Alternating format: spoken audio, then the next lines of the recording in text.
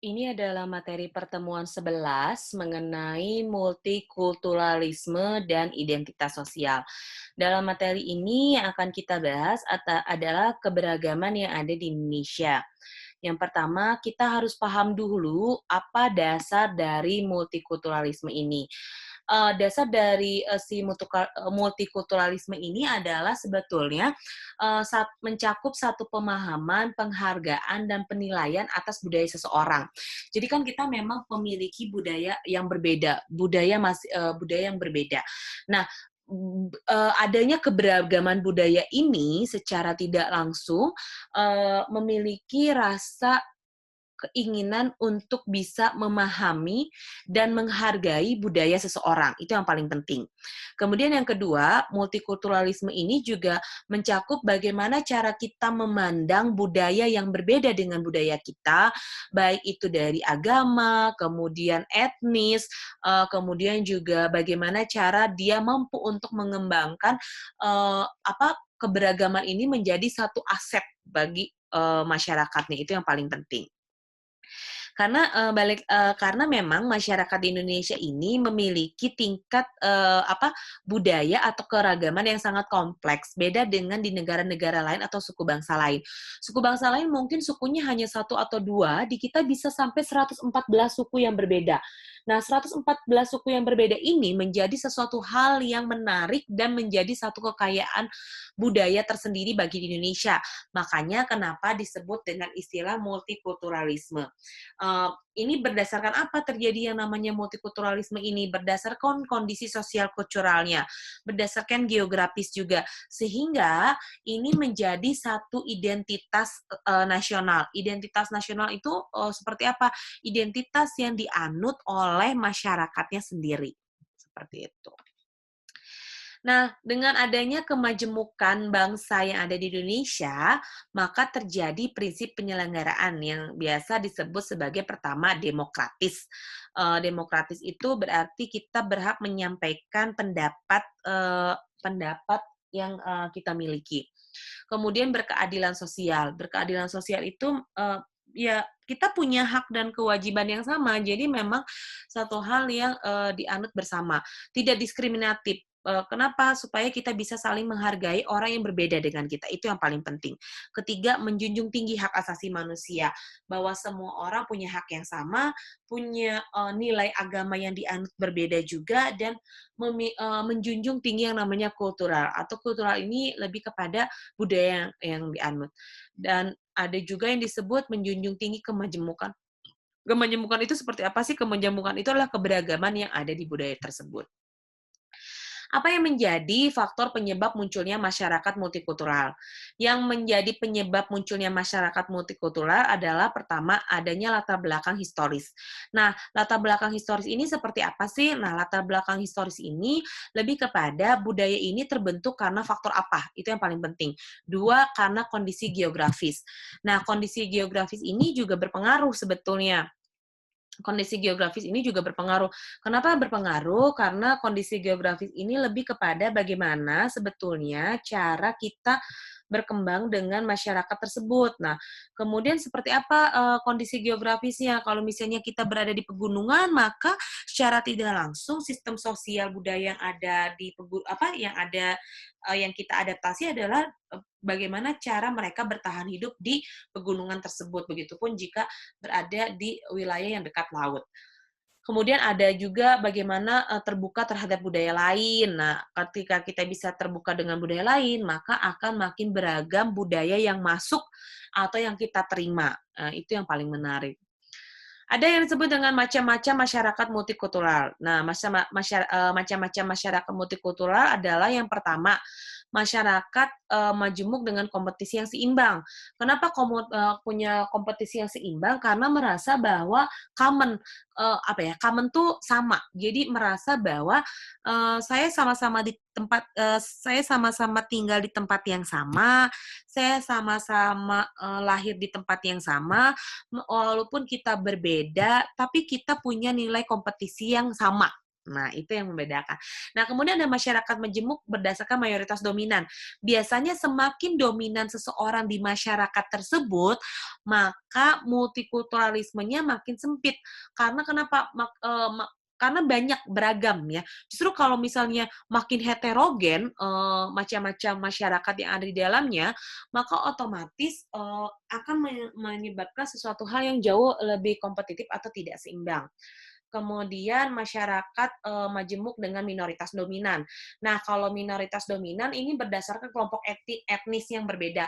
Misal kayak kita di Indonesia, kayak kita misalnya di Indonesia ada etnis Tionghoa. Nah, Tionghoa ini masih disebut dengan masyarakat minoritas dominan. Kenapa dia dominan tapi minoritas? Nah, si minoritas inilah yang menyebabkan menjadi satu nilai kompetitif tersendiri ya. Makanya kenapa banyak sekali orang Chinese di Indonesia itu justru apa ya, pendidikannya bagus, kemudian usahanya bagus, ekonominya juga bagus, lebih seperti itu. Terus ada juga yang disebut dengan masyarakat majemuk dengan fragmentasi. Nah, masyarakat majemuk dengan fragmentasi ini seperti apa sih? Sebetulnya masyarakat atas apa ya? Masyarakat yang terdiri atas sejumlah besar komunitas atau kelompok etnis. Jadi semakin besar kelompok etnisnya, semakin besar komunitasnya, maka secara tidak langsung maka akan makin majemuk, akan makin luas. Itu yang paling penting sebetulnya. Nah, ini yang menjadi sifat-sifat dari apa ya, yang menjadi sifat-sifat dari si masyarakat multikultural itu seperti apa? Pertama, sifatnya itu terjadi segmentasi dalam bentuk kelompok. Jadi contohnya tuh misalnya kayak di Jakarta. Kalau di Jakarta itu disebut sebagai masyarakat multikultural. Kenapa disebut dengan masyarakat multikultural? Karena terdapat sub-sub kebudayaan di dalamnya. Ada orang Batak, ada orang Ambon, ada orang Sunda, orang Jawa, orang Betawi, ini banyak sekali. Kemudian struktur sosialnya juga dibagi-bagi ya, dibagi-bagi berdasarkan lembaga yang bersifat non-komplementer. Bersifat non-komplementer ini seperti apa? Sifat yang memang membedakan karakter wilayahnya. Itu yang membedakan, yang membedakan karakter wilayahnya. Terus kurang mengembangkan konsensus antara para anggotanya terhadap nilai-nilai yang bersifat dasar.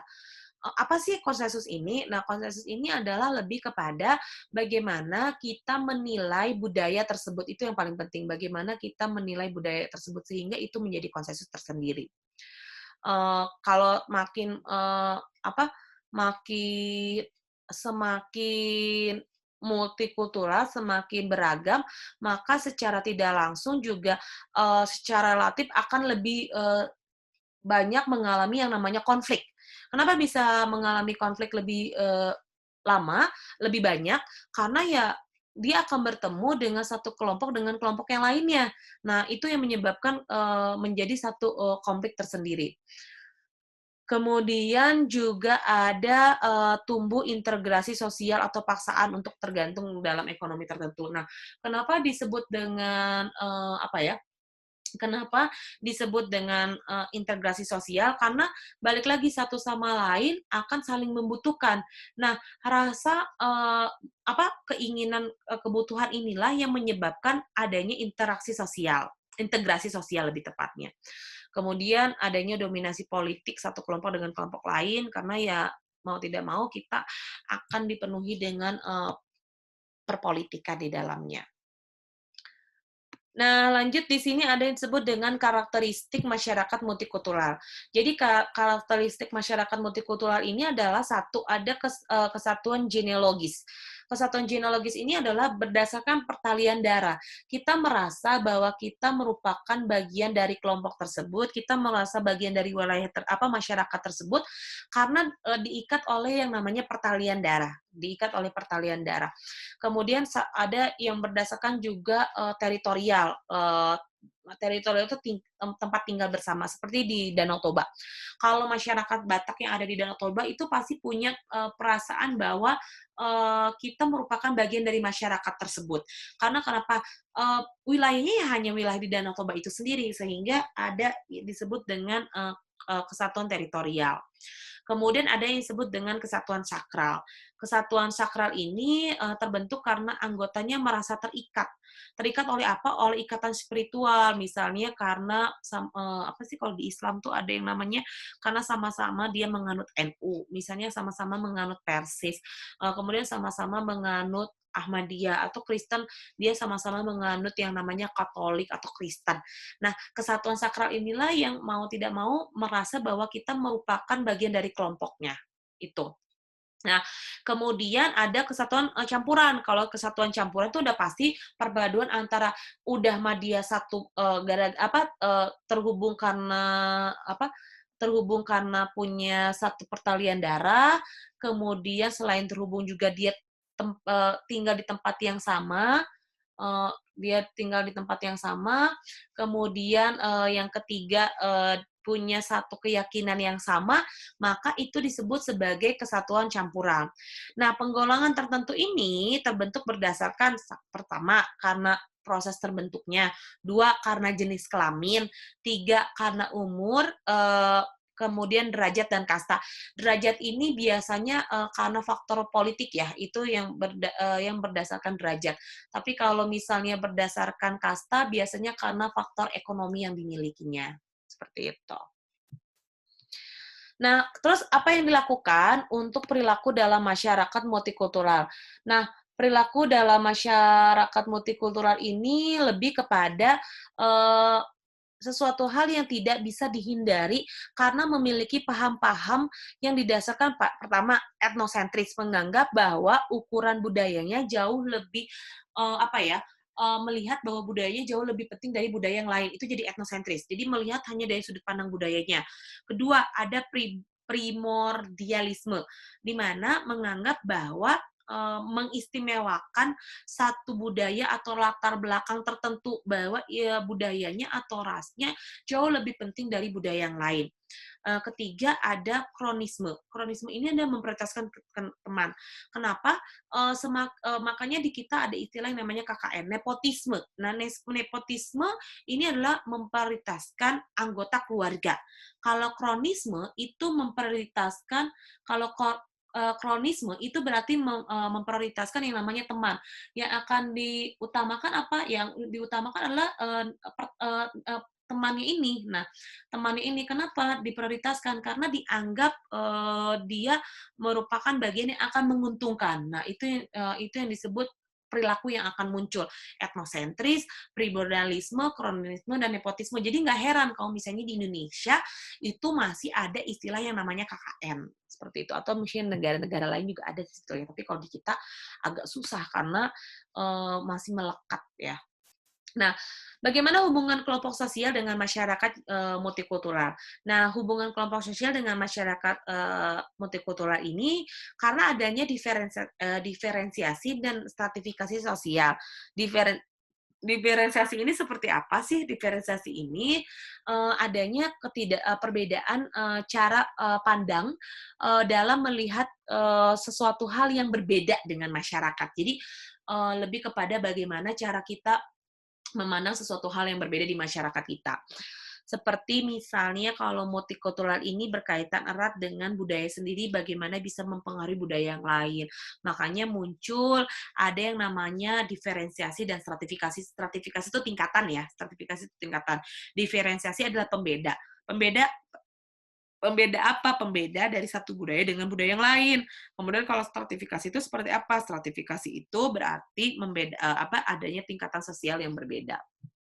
Nah, apa yang disebut dengan identitas sosial? Nah, identitas sosial ini merujuk kepada satu bentuk dasar identitas nasional ya, bukan identitas sosial, maaf. Identitas nasional ini merujuk kepada identitas-identitas yang dicakup secara bernegara. Nah, cakupan secara bernegara ini disebut sebagai identitas nasional. Kenapa dikategorikan sebagai identitas nasional? Karena lahir berdasarkan latar belakang menjadi satu bagian dari budaya tersebut. Itu yang paling penting. Ketika kita sudah merasa bahwa menjadi bagian dari negara tersebut, dari suku bangsa tersebut, maka otomatis itu menjadi identitas nasional. Nah, apa yang menjadi pembentuk untuk identitas, ini? Pertama, untuk unsur pembentuk identitas ini ada yang disebut dengan suku bangsa. Jadi ada golongan sosial yang bersifat aksretif atau sejak lahir. Jadi kalau misalnya sejak lahir ada suku bangsa. Sadar atau tidak, sebetulnya kita memiliki 300 dialek, dialek, bahasa. Nah, dialek bahasa inilah yang, menyebabkan, banyak sekali suku bangsa dan etnis di negara kita, seperti itu. Nah, ada juga karena pembentukan identitas nasionalnya karena faktor agama. Nah, Indonesia bukan negara Islam, tapi mayoritas Muslim, sehingga menjadi, dikenal sebagai masyarakat yang disebut, agamis, ya, gitu. Disebut sebagai negara yang agamis. Negaranya bukan negara Islam, tapi mayoritas Islam, dan negara Islam yang paling banyak penganut Islamnya justru dibandingkan dari negara yang tidak menganut, maksudnya bukan negara Islam, tapi paling banyak mayoritasnya, seperti itu. Nah, ada juga unsur yang lainnya, kebudayaan. Nah, kebudayaan ini adalah sebenarnya pengetahuan, manusia sebagai makhluk sosial yang isinya tuh perangkat-perangkat atau model-model pengetahuan yang secara kolektif. Nah, jadi kebudayaan inilah yang membentuk, kebudayaan inilah yang membentuk, pada akhirnya, apa ya, eee, model-model pengetahuan secara kolektif, mau tidak mau kebudayaan ini menjadi, satu unsur pelekat untuk menjadi identitas sosial. Kemudian selanjutnya juga ada bahasa. Nah, bahasa ini merupakan unsur pendukung termasuk, unsur pendukung identitas, nasional lainnya. Karena bayangkan di Indonesia itu bahasanya cukup sangat beragam. Nah, dari bahasa inilah bisa menentukan bahwa, oh, kita sudah punya identitas sosial, makanya disebutlah yang namanya, bahasa pemersatu atau bahasa Indonesia, seperti itu. Nah, terus apa yang disebut dengan hakikat bangsa? Nah, si hakikat bangsa ini lebih kepada pengertian antara dua, yaitu antara sosiologis dan antropologis. Jadi bisa dikategorikan juga dalam arti politis ya. Jadi sosiologis dan antropologis ini menjadi dua hal yang berbeda. Itu yang paling penting. Nah, kemudian secara sosiologis dan antropologis ini akan diibaratkan dengan bagaimana cara bertahan hidup, kemudian bagaimana rasnya, keyakinannya, bahasa, dan lain sebagainya. Secara politisi juga. Nah, apa yang disebut dengan si unsur-unsur bangsa? Nah, unsur-unsur bangsa ini juga berbeda, karena untuk menjadi satu unsur-unsur bangsa, diartikan sebagai, apa ya, unsur bangsa ini dikategorikan sebagai komunitas yang dibayangkan dalam wilayah. Misalnya apa yang dibayangkan dalam unsur bangsa? Satu, komunitas politik yang dibayangkan. Kenapa sih bahasnya politik lagi ya? Karena komunitas politik ini lebih kepada bagaimana satu sama lain memiliki satu keberagaman, satu kesamaan dalam memahami konsep bangsa, ya. Jadi komunitas politik itu ini lebih kepada bagaimana memahami konsep bangsa. Dua, mempunyai batas wilayah yang jelas. Jadi sebetulnya bangsa ini harus jelas teritorialnya, batasannya dari mana. Makanya kan kenapa Indonesia sama Malaysia ini selalu berebut yang namanya batas kekuasaan. Karena untuk mengetahui sebenarnya ini masuk kategori bangsa yang mana, seperti itu. Kemudian berdaulat. Nah, kalau berdaulat sudah pasti ada nilai-nilai yang ada di dalamnya. Makanya dikategorikan kenapa itu disebut sebagai berdaulat. Begitu. Nah, kemudian selanjutnya ada yang disebut dengan identitas nasional Indonesia. Nah, identitas nasional Indonesia ini seperti apa sih? Indonesia nasional ini ada bahasa, kemudian bendera, lagu kebangsaan, lambang negara Pancasila ya, ada semboyan negara, kemudian dasar falsafah, kemudian konstitusi, kemudian bentuk negaranya mau seperti apa, konsepnya apa, makanya ada istilah yang namanya wawasan Nusantara. Jadi bagaimana supaya kita tahu jenis-jenis wawasan Nusantara yang ada di dalamnya, kemudian ada kebudayaan daerah atau biasa disebut dengan kebudayaan nasional. Nah, terus bagaimana cara bagaimana melakukan implementasi atau penerapan identitas nasional. Nah, Untuk melakukan penerapan identitas nasional ini harus tercermin dengan pola pikir, sikap, dan perilaku yang baik. Karena pola pikir ini juga mempengaruhi bagaimana implementasi identitas nasional ini berlaku. Karena identitas nasional ini tidak bisa berlaku kalau misalnya kita tidak memiliki pola pikir bahwa kita merupakan bagian dari suku bangsa tersebut. Itu yang paling penting. Terus ada juga konflik sosial di dalamnya. Nah, kenapa ini bisa terjadi konflik sosial di dalamnya? Karena si konflik sosial ini lebih kepada perselisihan mengenai nilai-nilai atau tuntutan yang berkenaan dengan status atau kekuasaan. Konflik sosial itu biasanya karena pengaruh apa ya? Sumber daya alamnya, misalnya sumber daya alamnya tuh hasil bumi yang direbut atau misalnya, batas-batas yang dilewati. Makanya kenapa di Papua, suku Dani dan suku-suku yang ada di Papua itu masih sering, berantem atau masih sering ribut ya karena ada batas-batas teritorial yang apa, yang dilanggar sehingga itu menjadi konflik sosial. Nah, kemudian juga dan menghancurkan satu sama lain biasanya. Ini akan berdampak cukup sangat, signifikan kalau misalnya terjadi konflik sosial. Nah, terus, di sini juga ada penyebab konflik. Penyebab konflik ini apa aja? Penyebab konflik itu pertama karena perbedaan individu. Perbedaan individu terdiri apa? Biasanya karena perbedaan, prinsip. Nah, perbedaan prinsip atau pendirian ini yang akan menyebabkan, masalah yang tadinya masalah perorangan jadi masalah masyarakat, itu yang berbeda. Terus perbedaan latar belakang budaya, makanya kenapa, eee masyarakat kita itu gampang banget kepicu dengan urusan yang berbau, ras, misalnya yang berbau agama. Karena balik lagi latar belakang budaya itulah yang menyebabkan makin besar konfliknya. Karena kenapa? Semakin dia merasa etnosentris, makin mudah juga konflik terjadi, seperti itu. Kemudian perbedaan kepentingan sudah pasti dan perubahan-perubahan nilai yang cepat dan mendadak. Nah, perbedaan, kepentingan ini seperti apa ya? Setiap orang tuh punya kepentingannya masing-masing ya, merasa bahwa kepentingannya harus terpenuhi melalui kelompok ini. Ketika tidak terpenuhi, maka akan dipicu dengan konflik biasanya, dan perubahan-perubahan nilai yang dianut.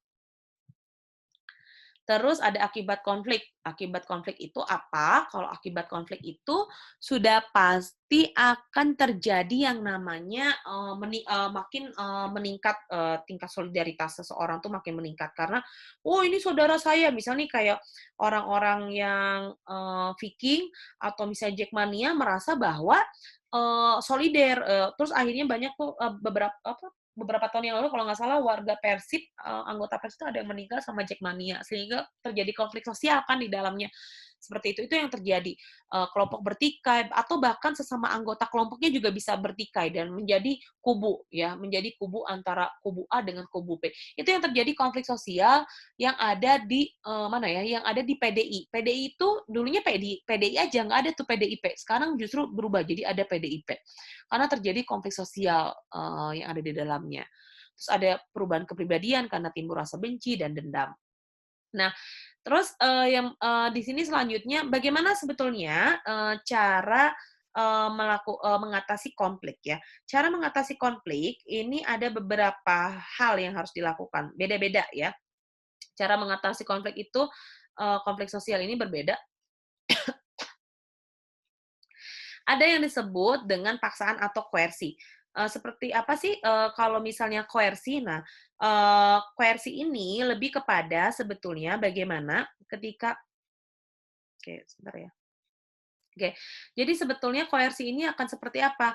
Koersi ini lebih kepada bagaimana sebetulnya kita mengatasi konfliknya ini dengan memaksa seseorang untuk berdamai. Nah, ini susah-susah gampang karena nggak semua orang bisa berdamai ya dengan cepat dengan lawannya biasanya. Kenapa? Karena ada kepentingan-kepentingan yang dianut. Nah, kepentingan-kepentingan ini ya, oke. Jadi koersi ini bukan bagian dari si kelompok tersebut. Tunggu sebentar, ya. Bukan bagian dari kelompok tersebut. Ibu share lagi ya. Nah, jadi kenapa, apa sih koersif ini lebih kepada satu tindakan pengendalian sosial setelah terjadinya satu pelanggaran atau kejadian yang bersifat buruk dan, darurat. Tindakan pengendalian disebut dengan tindakan reprensif. Kenapa disebut dengan tindakan reprensif? Karena, lebih kepada bagaimana cara kita bukan berdamai ya, tapi bagaimana cara kita mengatasi konfliknya supaya, eee tidak terjadi, konflik lagi. Jadi dipaksa untuk berdamai, itu yang paling, menarik. Dipaksa berdamai supaya menghindari konflik lagi. Ada juga yang disebut dengan arbitrase ya. Arbitrasi ini adalah, bentuk penyelesaian sengketa. Biasanya, masuknya ke pengadilan. Kalau sudah arbitrasi berarti sudah masuk ke, sudah masuk ke pengadilan. Biasanya sengketa apa yang dilakukan? Sengketa, tanah. Misalnya, ada sengketa tanah kan suka ada tuh kita lihat ya di jalan-jalan sengketa tanah rumah ini disengketa. Nah, itu biasanya harus melakukan yang namanya arbitrasi, karena balik lagi karena harus menggunakan harus menggunakan ranah hukum atau ke pengadilan. Terus ada yang disebut dengan mediasi. Nah, kalau mediasi ini biasanya konfliknya melibatkan orang ketiga yang netral, tidak berpihak ke tidak berpihak ke salah satu ya, misalnya ke si kelompok A atau kelompok B, tapi dia netral. Biasanya ini adalah orang ketiga. Kenapa harus melakukan mediasi? Supaya, nanti yang dihasilkan solusinya adalah win-win solution. Tidak berpihak kepada kelompok A, tidak berpihak kepada kelompok B. Nah, lanjut untuk mengatasi konflik ini juga ada yang disebut caranya dengan negosiasi. Nah, apa yang disebut dengan negosiasi? Negosiasi ini adalah bentuk interaksi sosial saat pihak-pihak yang terlibat berusaha untuk menyelesaikan tujuan yang berbeda atau bertentangan. Negosiasi ini biasanya dilakukan perwakilan antara pihak yang berkonflik, baik itu dari pihak A ngasih perwakilan satu orang, kemudian pihak B ngasih perwakilan satu orang. Dilakukanlah negosiasi untuk mendapatkan kesepakatan bersama. Tapi kalau mediasi itu benar-benar orang luar yang, mendengar dari pihak A dan dari pihak B, kemudian nanti diambil keputusan atau diambil jalan tengahnya. Itu yang dilakukan. Nah, apa yang harus dilakukan, sikap dan perilaku apa yang harus dilakukan? Pertama, sikap yang harus dilakukan dalam perilaku sosial adalah kesadaran individu bahwa apapun yang dilakukan oleh individu tersebut, maka otomatis akan berpengaruh terhadap masyarakat atau lingkungan sekitarnya. Nah, maka sikap sosial yang harus dilakukan adalah kita sadar bahwa kita merupakan bagian dari kelompok tersebut, kita merupakan bagian dari masyarakat tersebut, maka tingkah laku kita akan berpengaruh terhadap masyarakat tersebut. Itu yang disebut dengan sikap dan perilaku sosial yang ada di kita. Nah, sikap dan perilaku sosial ini juga dibagi menjadi beberapa. Yang pertama adalah sikap menghormati orang lain, misalnya rukun, kemudian menghindari dendam, terjalin hubungan yang baik, tentram, terus juga sikap yang harus dilakukan adalah selain sikap menghormati orang lain, bersahabat, ya udah pasti bagaimana supaya kita bisa memberikan win-win solution, bagaimana kita bisa memberikan rasa nyaman, trust, kepercayaan terhadap orang, supaya kita bisa memberikan hal-hal positif satu sama lain. Terus yang terakhir adalah memberikan rasa kejujuran dan kepercayaan sehingga kita bisa bersikap dan bisa menunjukkan perilaku sosial yang positif terhadap masyarakat. Karena dengan demikian akan menghindari yang namanya konflik sosial. Kalau misalnya ada yang kurang jelas, bisa ditanyakan nanti di ruang kelas. Materinya sudah selesai. Terima kasih.